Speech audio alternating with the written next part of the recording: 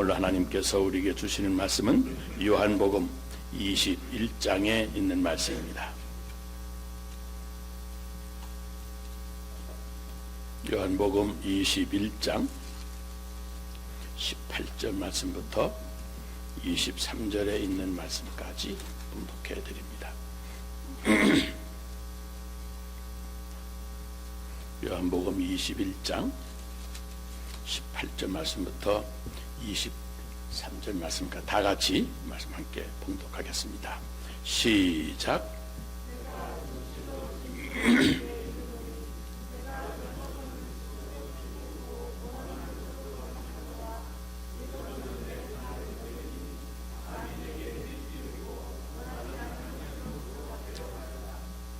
이 말씀을 하시면 베드로가 또한 죽음으로 하나님께 영광을 돌릴 것을 가리키심이러라.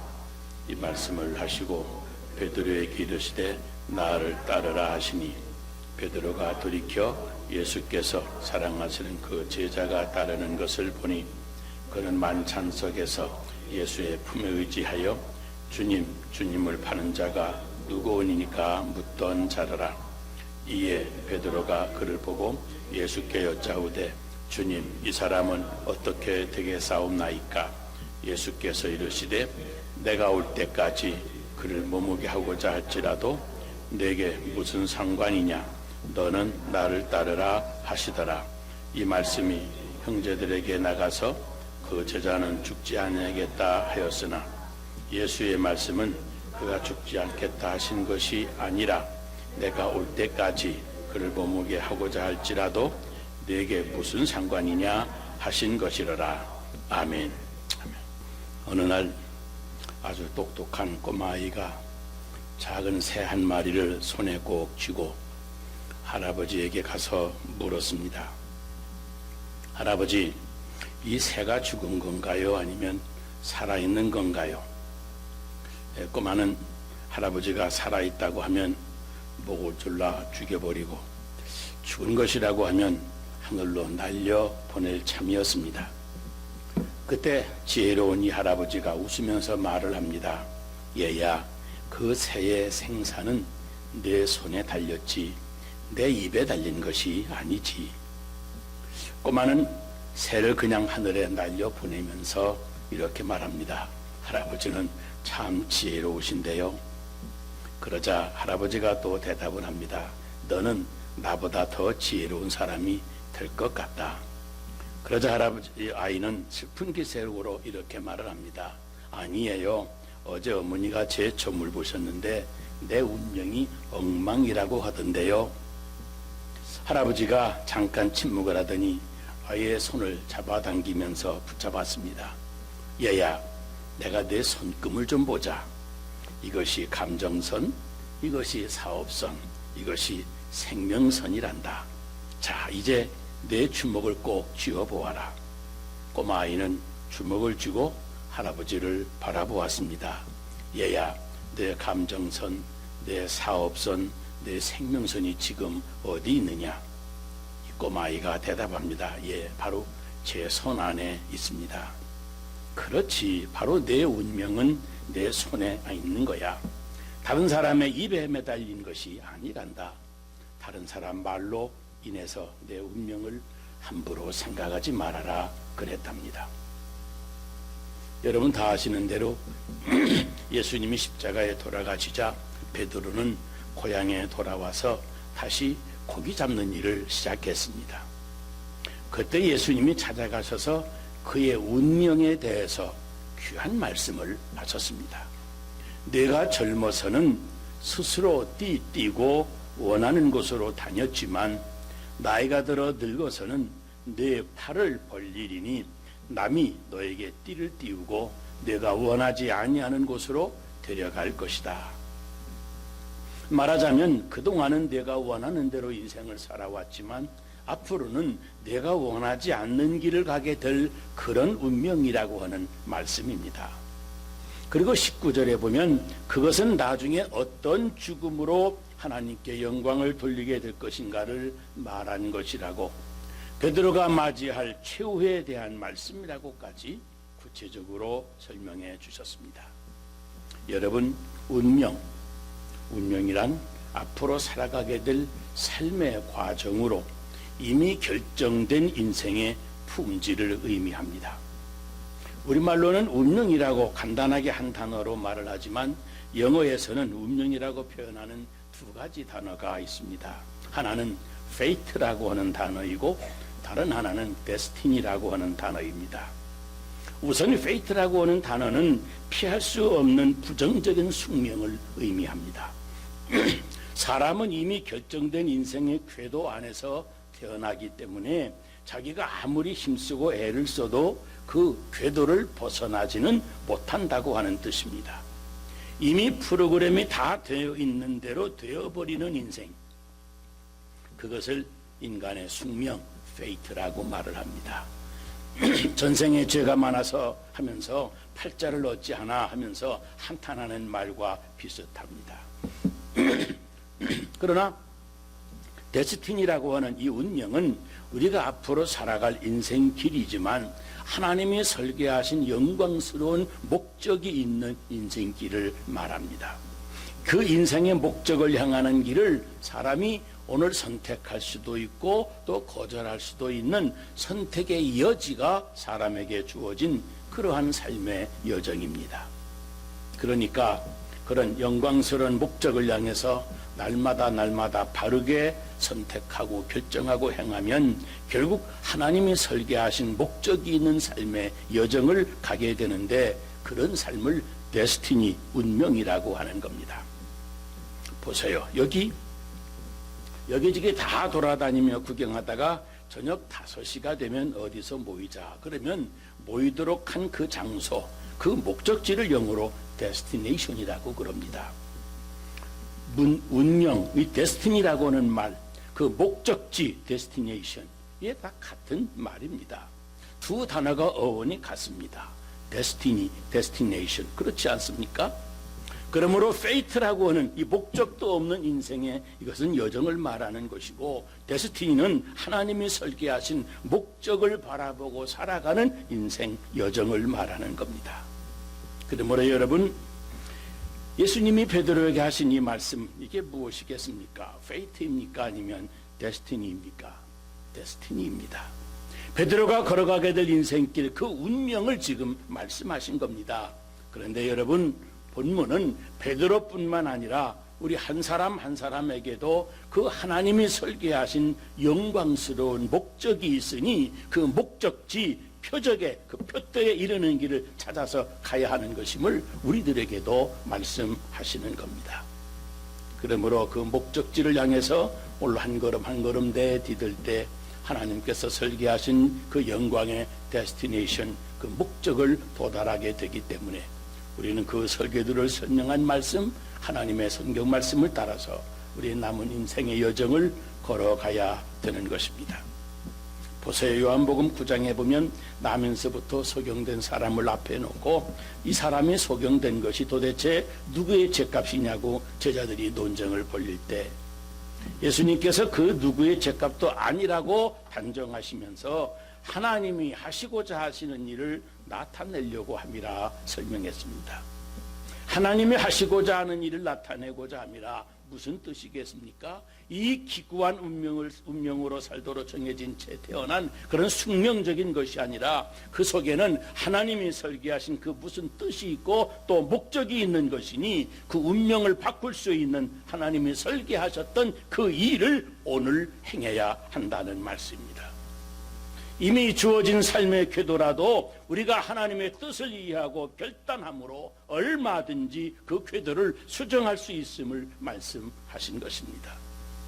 이미 그 주어진 운명적인 현실을 오늘이라도 우리들이 새롭게 개척할 수 있는 것입니다. 하나님은 에덴 동산에서부터 아담에게 선택하고 결정할 자유의지를 주셨습니다. 이미 프로그램이 다 되어 있는 로봇가 아니고 임의로 선택할 수 있는 자유의지를 가진 인격자로 창조하신 겁니다. 그러므로 사실 사람에게는 페이트라고 하는 운명은 없습니다. 거짓입니다. 사람의 운명이란 바로 데스티니를 말하는 겁니다. 각자의 인생을 설계하신 하나님을 믿고 그분의 말씀을 순종함으로 얼마든지 새롭게 자기의 미래를 열어갈 수 있는 그러한 인생길입니다.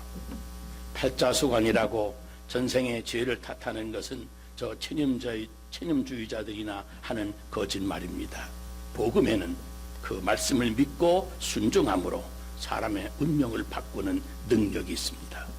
바로 그 인생길이 더 좁은 길이기 때문에 힘들고 어려워도 가장 나를 잘 아시는 하나님이 나를 위해서 설계하신 인생길이라면 그 길을 찾아서 걸어가는 것이 나에게 가장 영광스러운 인생길 아니겠습니까?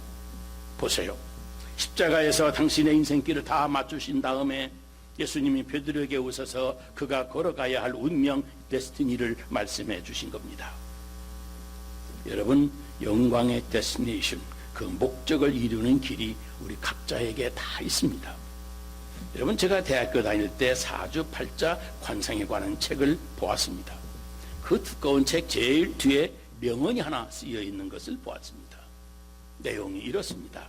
사람은 수상보다 관상대로 살고, 수상이 뭔지 아십니까? 성금을 말합니다. 성금보다 얼굴, 관상이 더 중요하답니다. 수상보다 관상대로 살고, 관상보다 심상, 마음의 상이 심상입니다. 관상보다 마음의 상대로 살고, 또 심상보다 신상, 믿을 신자, 믿음의 상을 말합니다. 심상보다 신상, 믿음의 상대로 산다고 쓰여 있었습니다. 과연 병언입니다. 사람은 다 각각 자기의 믿음대로, 그 믿음의 상대로 인생을 살아갑니다. 믿음대로 사는 겁니다. 그러므로 무엇을 어떻게 믿고 있는가? 그 믿음의 상이 대단히 중요합니다. 성도는 하나님이 마음에 설계한 그 인생의 목적을 향해서 날마다 말씀에 순종함으로 한 걸음 한 걸음 걸어가는 사람이 성도입니다. 그것이 한 번뿐인 인생을 성공하는 것이고, 그런 인생을 다 마치게 되면 하나님은 그를 착하고 신실한 종이라고 칭찬하실 것입니다. 이 시간 우리 안디옥의 성도 여러분들도 하루하루 여러분의 인생길을 하나님의 말씀을 따라 걸어가셔서 마침내 그 영광의 데스티네이션에서 주님을 만나고 칭찬과 상급을 받게 되시기를 주의 이름으로 축복합니다. 그런데 여러분, 하나님이 설계하신 그 길은 우리 주님께 초점을 맞추고 따라가면 다 보이게 되어 있습니다. 베드로의 운명, 그 인생길을 말씀하시면서 곧바로 베드로에게 주님이 나를 따르라고 말씀하셨습니다. 지금 예수님을 따르지 아니하면 그 목적을 이룰 수가 없기 때문에 베드로에게 예수님께서 나를 따르라고 하신 겁니다. 우리도 마찬가지입니다. 오늘 예수님을 바라보고 하루하루 그렇게 살아가야만 마침내 하나님이 설계하신 그 존귀한 내 인생의 길을 걸어가게 되는 겁니다. 그래서 예수님께서 내가 곧 길이요 라고 말씀하신 겁니다. 요셉이 살아왔던 그의 인생길을 한번 보세요. 그는 불행하게도 남의 나라에서 종살이로 인생을 시작했습니다마는 그 어려운 길을 감당해내므로 친위대장 가정의 총무가 되었습니다. 그 후에도 요셉은 언제나 하나님을 앞에 모시고 바라보며 살았습니다. 그래서 주인 아주머니가 유혹할 때에도 내가 어찌 하나님 앞에서 득제하려 하면서 단호하게 물리칠 수가 있었습니다. 또 암담하게 감옥에 갇혀 있을 때에도 그는 영광의 목적지를 바라보고 살았습니다.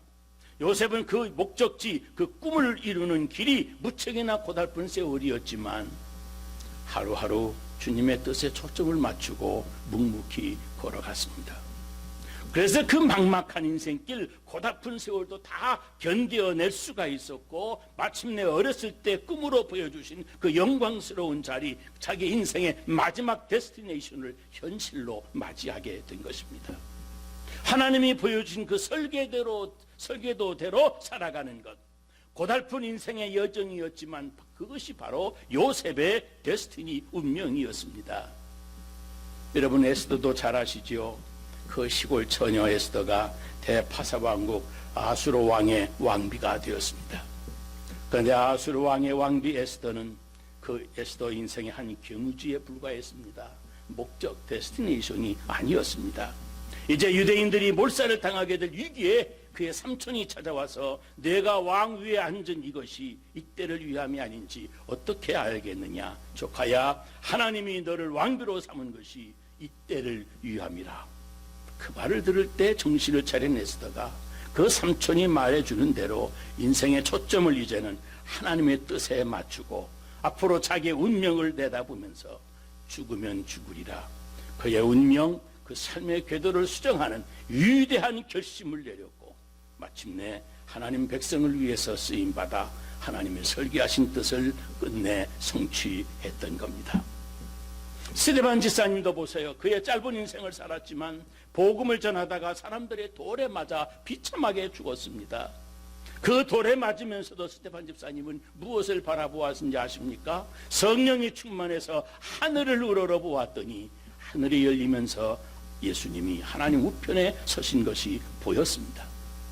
스데반 집사님은 하나님의 우편에 서신 예수님을 바라보았기 때문에 돌무더기 속에서도 하늘의 광채를 바라는 영광의 운명, 최종국 데스티네이션을 맞이하게 되었습니다. 물론 인간적으로 돌에 맞아 죽는 것 절대 존귀한 것이 아니고 참으로 비참한 것이 사실입니다. 그러나 스데반 집사님에게는 그 길이 하나님이 설계하신 가장 존귀한 삶이었습니다. 돌에 맞아 죽어가는 이 데스티네이션이 얼마나 중요한 사건인지 여러분 아십니까? 사울이라고 하는 이 청년이 앉아서 그 스데반 집사님을 운명하는 모습, 스데반 집사님의 인생의 데스티네이션을 목격을 했습니다. 물론 예수 따라다니는 사람들 다 저렇게 죽어야 돼 그랬을 겁니다. 근데 그 청년의 마음 한구석에 한 가지 의문이 떠오릅니다. 그 악한 사람들에게 악을 쓰고 욕을 해도 시원치 않을 터인데 도리어 저들을 용서해 주시옵소서라고 하는 기도하는 모습, 어떻게 해서 얼굴에서 저런 광채가 나오는 것일까 하는 그 의문과 함께 이 청년의 가슴 속에 가득 차오르게 된 겁니다. 근데 사도행전 9장에 보면 이 청년 사울이 사도 바울로 변화가 되어가는 기록이 나와 있는데, 놀라웠게도 이 청년 사울이 사도 바울로 변화되는 과정에 전에, 아주 전에 돌에 맞아 죽었던 그 스데반 집사님을 보았던 것이 결정적인 원인이 된 겁니다. 여러분, 누가 스데반의 인생길을 실패작이라고 말할 수가 있겠습니까? 스데반 집사님은 성공적인 인생을 살아가신 분으로 영광스러운 삶, 하나님이 설계하신 그 존귀한 운명을 성취한 사람으로 존경을 하고 있지 않습니까? 여러분, 우리가 어떻게 하나님이 설계하신 자기의 미래 운명을 내다볼 수가 있겠습니까? 우리 주님께 초점을 맞추고 주의 말씀에 순종하다 보면 자신도 모르게 그 존귀한 운명을 살아가게 되는 겁니다. 요셉에게는 어린 나이의 꿈을 통해서 운명을 보여주셨습니다. 모세에게는 그에게 주어진 운명, 이 데스티니 운명의 길을 80이 다 넘어서야 보여주시지 않았습니까? 80이 되던 어느 날 그의 존귀한 운명의 길을 보여주신 겁니다. 여러분, 우리들도 마찬가지입니다. 어느 날 새롭게 자신의 운명을 내다볼 수가 있습니다. 어떤 경우에는 점진적으로 점점 더 확실하게 보여주실 수도 있습니다. 저 앞에 내 데스티네이션, 내 인생의 목적이 보이고 자기에게 주어진 하나님의 존귀한 운명, 그 인생의 여정이 보이는 겁니다. 그래서 어려서부터, 아니 20대부터 내 운명을 내다보고 살아가는 사람들이 있습니다. 이 사람들을 우리들은 사명을 찾은 사람들이라고 말을 합니다. 그러므로 성도란 그리스도를 바라보다가 발견한 사명을 자기 미래의 인생의 끝, 인생의 데스티네이션으로 알고 그 사명을 이루어가며 사는 사람들을 말합니다. 우리에게 주어진 그 운명의 길, 그 사명을 이루어가는 사람이, 그 사람이 인생을 성공하는 사람이요, 그런 사람들이 결국 착하고 충성된 종이라 주님의 칭찬을 받게 되는 겁니다. 오늘 이 아침 우리에게 나오신 여러분, 먼저 하나님이 설계하신 각자의 운명, 그 존귀한 인생길, 그 사명을 끝까지 잘 감당해내시기를 주의 이름으로 축복합니다. 저 독일의 철학 정책으로 유명했던 비스마르크가 니체의 말을 인용했던 유명한 말이 있습니다. 운명아 저리 비켜라, 나 비스마르크가 지나간다 그랬습니다. 운명아 저리 비켜라, 나 비스마르크가 지나간다. 우리 동양 사람들은 불교의 영향을 받아서 운명이라 하면 숙명을 생각하고 싸워보지도 않고 그냥 포기해버리고 체념하고 그리고 그대로 받아들이고 맙니다. 그런데 독일의 총리 비스마르크는 그러지를 않았습니다. 비스마르크는 전쟁도 불사하는 강경 정책인 체결 정책을 시행했습니다. 불행한 현실을 숙명으로 받아들이지 않고 무엇인가 더 나은 미래로 운명을 열어가려는 강한 의지의 인물이었습니다. 운명아 저리 비켜라, 나 비스마르크가 지나간다. 숙명에 굴복하지 않고 새로운 역사를 열어가는 의지의 함성입니다. 이것이 바로 복음의 연연히 흐르고 있는 창의적인 정신력인 겁니다. 육지에 가만히 앉아서 훌륭한 선장이 될 수 없습니다. 바다에 나가서 무서운 폭풍을 만나 싸워보는 경험이 유능한 선장을 만들어가는 겁니다. 여러분, 복음에는 능력이 나타난다고 그랬습니다. 인생의 운명을 바꾸어주는 놀라운 능력이 나타나는 겁니다. 이 세계 역사는 복음에는 사람의 능력을 바꾸어주시는 능력이 있다고 하는 사실을 인생의 역사 현장에서 증거해 주고 있습니다. 우리의 운명은 이 복음을 믿는 우리 믿음의 손안에 들어있습니다. 그러나 여기에 우리가 조심하고 아주 피해야 될 것들이 몇 가지 있습니다. 바로 운명, 그 인생길을 다른 사람과 비교하지 말아야 된다고 하는 사실입니다. 내가 가는 길과 다른 사람의 인생길을 비교하면 내 인생길을 더 걸어갈 수가 없기 때문입니다. 여러분, 본문을 보세요. 예수님이 베드로의 운명, 데스티니를 말씀하셨을 때 베드로가 다시 묻습니다. 주님, 이 사람은 어떻게 되겠습니까? 말하자면 옆에 있는 이 요한은 어떻게 되겠습니까? 하는 질문이었습니다. 그러자 주님이 내가 올 때까지 그를 내가 여기 머물게 할지라도 너는 나를 따르라 그러셨습니다. 그 사람과 너를 비교하지 말라는 말씀입니다. 다른 사람과 비교하지 말고 너는 너의 인생길, 그 사명만 생각하고 묵묵히 그 길을 가라고 말씀하시는 겁니다. 여러분, 비교하면 원망이 생깁니다. 저 사람은 저렇게 넓은 길, 평안한 인생길을 살아가는데 왜 나는 이렇게 고달픈 좁은 길을 걸어가야 되느냐고 원망이 나오고 불평이 나오기가 쉽습니다. 정녕 내가 걸어가야 될 나의 인생길을 내가 가지 못하게 됩니다. 그리고 남의 길과 비교하면 내 인생의 짐이 점점 무거워집니다. 이상합니다. 저 사람은 짐이 가벼워서 즐겁게 걸어가는데 나는 왜 이렇게 무거운가 원망하니까 내 가벼운 짐도 점점 무거워지고 자꾸 주저앉고만 싶어지는 겁니다. 그러므로 나에게 주신 그 데스티니, 내 운명의 길을 가려면 남과 비교하는 습관을 그 자리에서 멈추어야 합니다. 그리고 간섭하지도 말라고 그랬습니다. 내가 그를 머물게 할지라도 너에게 무슨 상관이냐? 내가 그를 머물게 할지라도 너에게 무슨 상관이냐? 그러셨습니다. 대개 다른 사람 간섭하는 사람을 보면 그는 자기의 길을 제대로 못 가는 사람들이 대부분입니다. 달리기 잘하는 선수는 뒤에 달려오는 다른 선수를 바라보고 절대 간섭하는 일이 없습니다. 누구나 다른 사람 쳐다보고 간섭하면 틀림없이 뒤떨어지고 말기 때문입니다.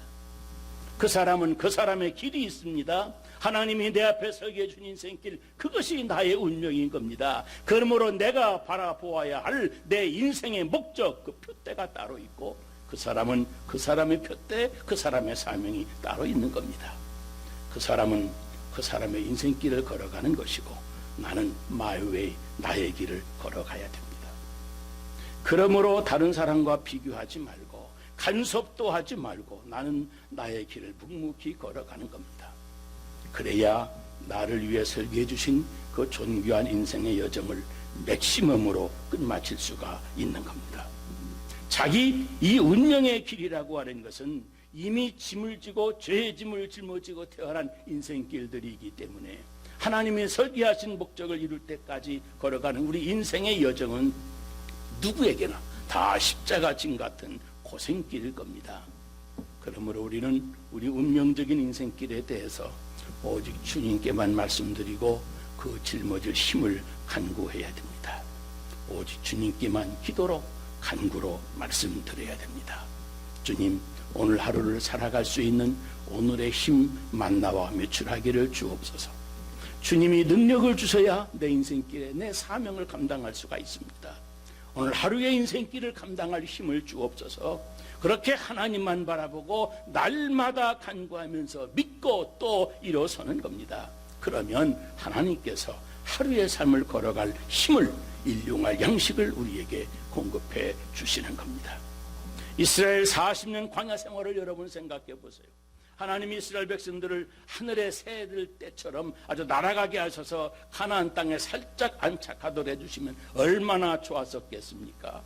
그런데 하나님 그 메마른 광야를 하루하루를 걸어서 가게 하셨습니다. 그리고 매일매일 그날그날의 양식을 주셨습니다.